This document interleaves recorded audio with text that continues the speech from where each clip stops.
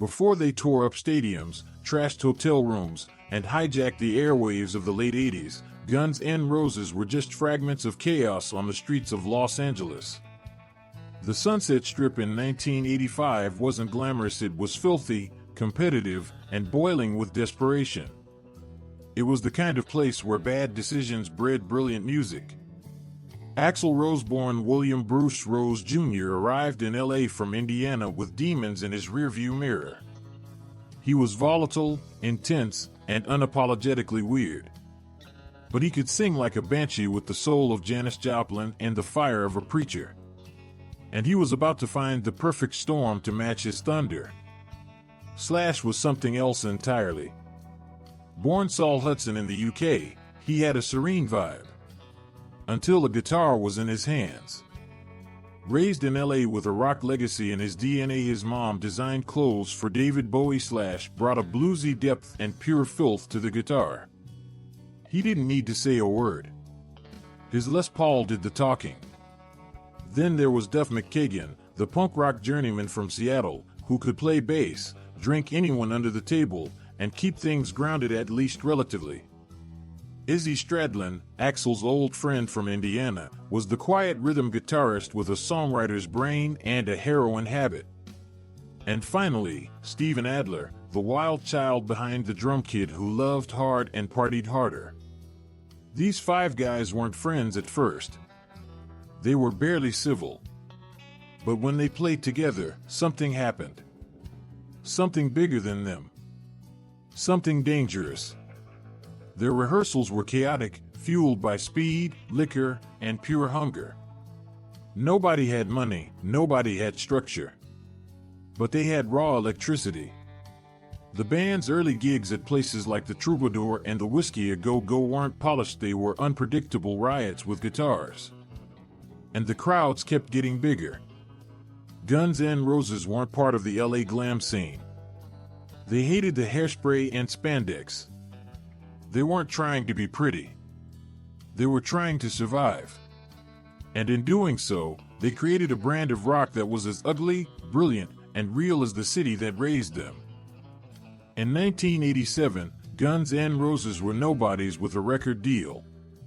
By the end of the year, they were the most dangerous band in the world. When they started recording Appetite for Destruction, no one in the industry expected a masterpiece. Their label, Geffen Records, wasn't even sure how to market them. Rock radio wasn't playing them. MTV didn't want anything to do with them. But that didn't matter. Because Appetite for Destruction wasn't a record, it was a warning shot. The sessions were rough.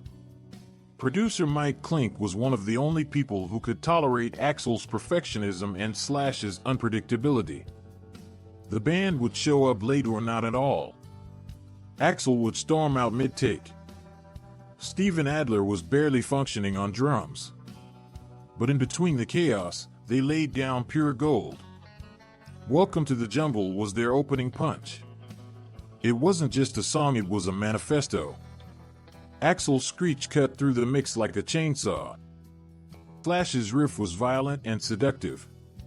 And the lyrics were a vicious postcard from a city that eats its young. Sweet Child O' Mine was a fluke. Slash wrote the opening lick as a joke. The rest of the band hated it. But Axl loved it. And once he wrote lyrics about his then-girlfriend Erin Everly, it became the band's unlikely power ballad, raw, sincere, and just catchy enough to sneak onto radio. The album also had Paradise City, Night Train, and It's So Easy, songs about getting wasted, getting hurt, and getting even. This wasn't rock music you brought home to your mom. This was the sound of five men on the edge of collapse, and it resonated with millions. When the album finally broke, it did so with a vengeance. Appetite for Destruction sold over 30 million copies. It was the highest-selling debut album of all time. And suddenly, these broke kids from the Strip were global icons. But the fame didn't fix the fractures. It magnified them. Axl was becoming increasingly volatile, showing up late to gigs, demanding control over everything from set lists to security. Slash and Duff were drowning in drugs and booze. Steven Adler's heroin habit was getting worse. And Izzy? He was already halfway out the door. The band had reached the top of the world and they were about to light the whole thing on fire. By 1989, Guns N' Roses were no longer hungry underdogs. They were the biggest rock band on the planet and they were coming apart at the seams. Their live shows had become unpredictable roller coasters. One night they'd deliver the greatest rock performance of the year. The next, Axl might disappear for 90 minutes mid-set, or the band would storm off stage after just 3 songs. Axl Rose wasn't just a frontman anymore, he was a powder keg. He demanded total control, clashed with bandmates, and refused to be treated like a puppet. His paranoia grew as fast as his fame. He started hiring personal security, canceling shows, and threatening to quit. And while Axl spiraled in one direction, Steven Adler spiraled in another. The drummer's heroin addiction had gotten so bad that he couldn't keep time in the studio. The band tried to help him, even giving him an ultimatum: get clean or get out. He failed to deliver. In 1990, they officially fired him. It was brutal. Adler would later say that it felt like getting divorced from his family. But for the rest of the band, it was necessary.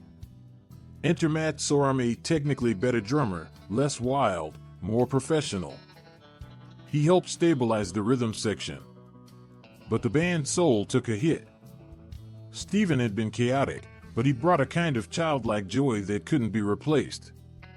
At the same time, keyboardist Dizzy Reed joined the lineup, expanding the band's sound and causing even more internal rifts. Guns N' Roses were evolving, but not everyone liked where it was heading. Especially Izzy Stradlin. The rhythm guitarist was disgusted by the excess. He'd gotten sober, but the rest of the band hadn't.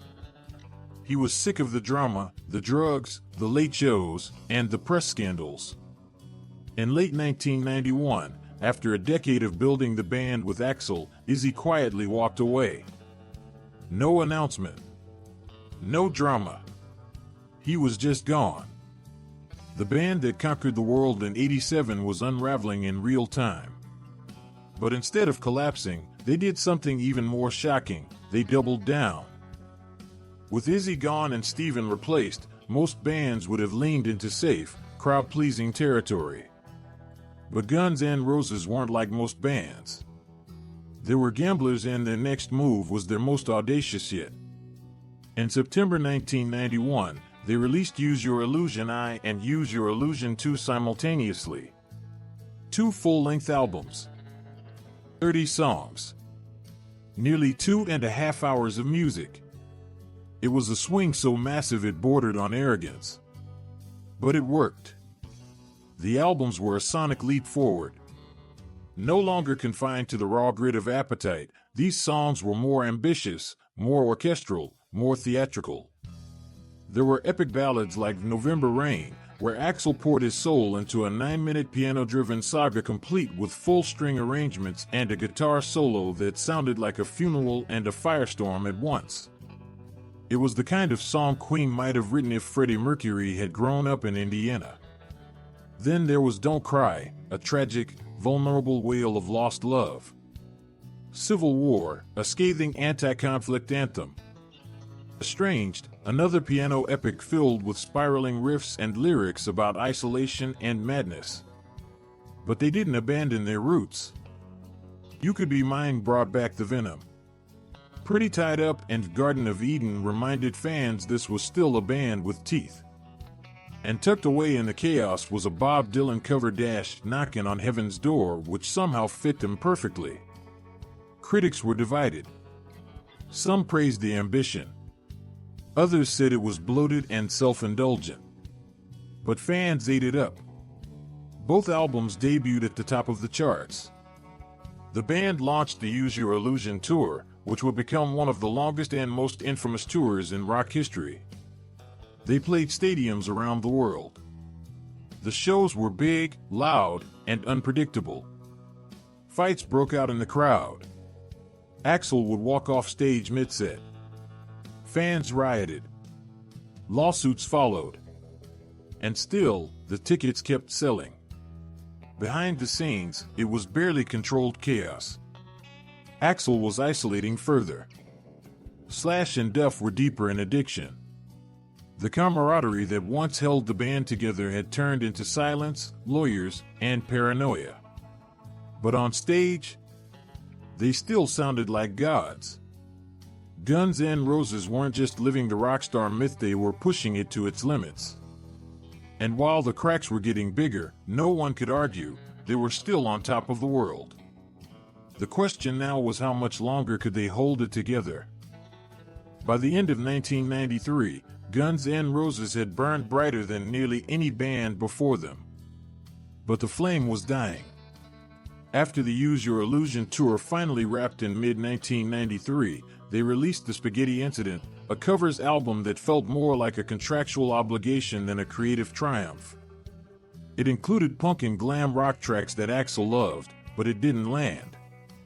There was no cohesion, no spark, and no band unity to support it. In private, Guns N' Roses weren't speaking. Axl had distanced himself from the others, surrounding himself with lawyers, bodyguards, and an ever-tightening circle of control. He was becoming less of a bandmate and more of a CEO. Meanwhile, Slash was falling deeper into drugs. Duff's drinking was spiraling. Matt and Dizzy were along for the ride, but the creative glue that once held them together, Izzy's writing, Adler's wild drumming, and the camaraderie of the original lineup, was gone. By 1994, they were functionally finished, but no one said it out loud. Years passed. No albums. No tours. Just rumors. Axl holed up in his mansion, working on new music with a rotating cast of session players. The other members scattered. Slash tried to connect with Axl, but the trust was gone. Eventually, even Slash had enough. In 1996, he quit. Then Duff walked in 1997. Matt Sorum followed in 1998. By the late 90s, Guns N' Roses was Guns N' Axl. The man who once screamed against the machine had become his own machine. He owned the band's name and legal rights. He built a fortress around himself, both literally and artistically. But without the original lineup, something essential had been lost. The danger. The unpredictability. The raw chemistry. Fans waited, wondering if they'd ever see the real Guns N' Roses again. But instead of a comeback, they got a ghost. If you told a Guns N' Roses fan in 1993 that it would take 15 years for the next studio album to come out, they would have laughed. Or cried. But that's exactly what happened.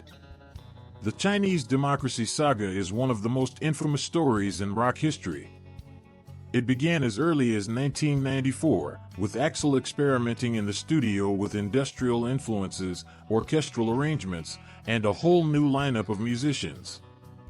He recruited Robin Fink from Nine Inch Nails, guitarist Buckethead, known for wearing a KFC bucket on his head, and a rotating cast of hired guns. But the lineup was always in flux. Members came and went. Producers changed. Studio bills ballooned. And still no album. The years dragged on. Axl became a punchline. Chinese democracy became the rock world's white whale. Rumors swirled, it was finished. It wasn't. It had 50 songs. It had none. Millions were being spent. Lawsuits were being filed. Still, nothing.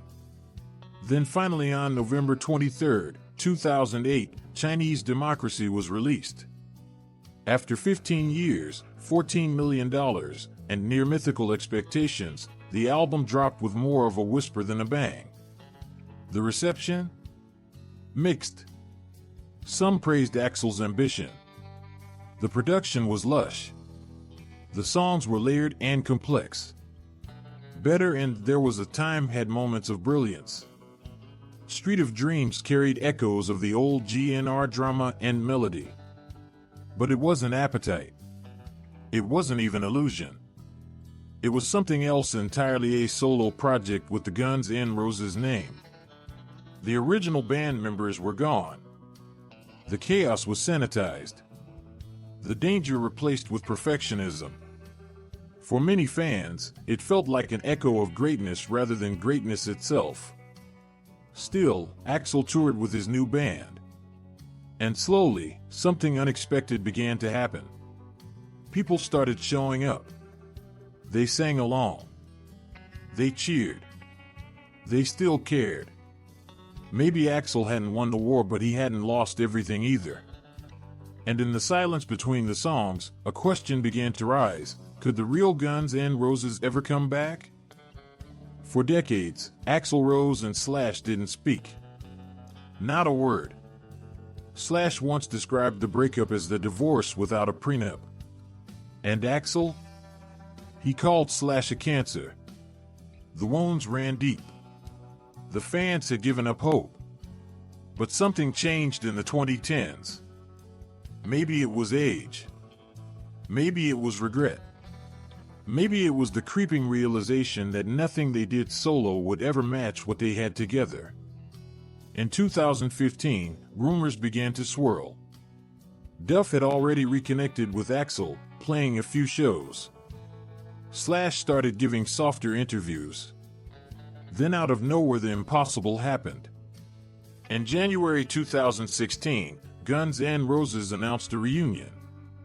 Axl, Slash, Duff. Not all the original members, but close enough to ignite a firestorm of excitement.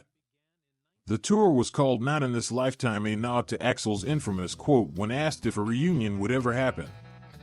The first show sold out instantly. Then the next.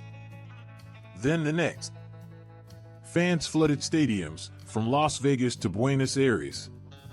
People flew across the world to see what no one thought they'd ever witness again. Axl and Slash, side by side. Sharing a stage. Sharing solos.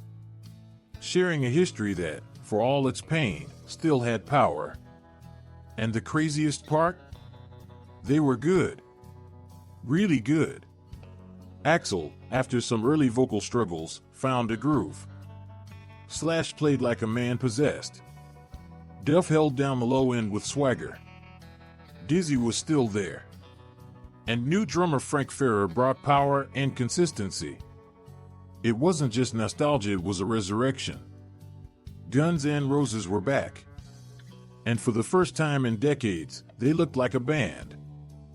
The Not in This Lifetime tour became one of the highest-grossing tours in rock history, pulling in over $580 million. But the money was only part of the story. For fans, it was about closure. Healing. For Axl and Slash, it was something deeper. A truce. An acknowledgement that whatever else had happened, they had built something together that could never be replicated. They weren't the same angry young punks who once brawled backstage and trashed hotel rooms. They were grown men now. With scars. With families. With perspective. But they still had that spark. The shows were long, sometimes over 3 hours. They played Appetite, Illusion, and even Chinese Democracy cuts. Slash added his touch to songs he never played on originally. It was weird, but it worked. And then something even more surreal happened. In 2016, during a break in the GNR tour, Axl Rose filled in as the lead singer of AC/DC after Brian Johnson suffered hearing loss. It sounded insane, but somehow, it worked. Axl respected the material. He brought power. Discipline. He even showed up early for rehearsals, something almost unheard of in the GNR days. The press started asking, had Axl finally changed? The band didn't release a new album right away. But they stayed on the road. Year after year. The reunion wasn't a cash grab, it became a second act. Sure, Steven Adler and Izzy Stradlin were missing, but even they made surprise appearances now and then. Enough to remind fans of what once was. In the end, it wasn't about recreating the past. It was about making peace with it. Guns N' Roses had defied every rule, every prediction. They were supposed to die young, to flame out. Instead, they adapted. They evolved. They survived. So where does it all leave us? Guns N' Roses didn't just make music. They made a mess. A glorious, chaotic, unforgettable mess that redefined what a rock band could be and how far one could fall. They weren't the tightest band. They weren't the most consistent. But they had something most bands only dream of: danger. Fire. A real sense that anything could happen at any moment on stage, in the studio, or in the streets. And for better or worse, they lived that truth. Axl Rose may go down as one of the most volatile and iconic frontmen in rock history. He was unpredictable, unfiltered, and impossible to replace. He wasn't always likable, but he was always electric. Slash became the symbol of rock guitar for a generation. His top hat, his Les Paul, his solos. They were pure attitude, bluesy, melodic, untouchable. Duff McKagan, the quiet punk rock lifeline of the band, brought grit and grounding. And players like Izzy Stradlin and Steven Adler gave the early GNR records their secret sauce: loose, dirty grooves, and streetwise flair. Together, they captured something fleeting. Something raw. In an era of processed pop and corporate safe rock, Guns N' Roses kicked the doors down. They reminded people that music should be dangerous, uncontrolled, human. And while they burned bridges, lost years, and missed countless chances when they showed up, they delivered. Their influence? Massive. Every hard rock band that came after Velvet Revolver, Buckcherry, The Darkness, and even post-grunge acts owed something to GNR's reckless authenticity. Even now, as they headline festivals in their 60s, there's a fire in them. A flicker of that old danger. They're not perfect. They never were. But maybe that's the point. They weren't trying to be legends. They just didn't know how to stop. In the end, Guns N' Roses were never just about music. They were about energy. That feeling in your chest when Welcome to the Jungle kicks in. That chaos in your veins when Axl screams. That swagger in Slash's solo. That edge that makes you feel alive, even if it's just for 4 minutes. They weren't built to last. But they lasted anyway. They were broken and rebuilt. Torn apart and duct taped back together. And still they mattered. They still matter. Because in a world that's getting safer, cleaner, and more polished, Guns N' Roses remind us what it looks like when rock and roll is real. Messy. Loud. Wild. And maybe, just maybe, they were the last band that really meant it.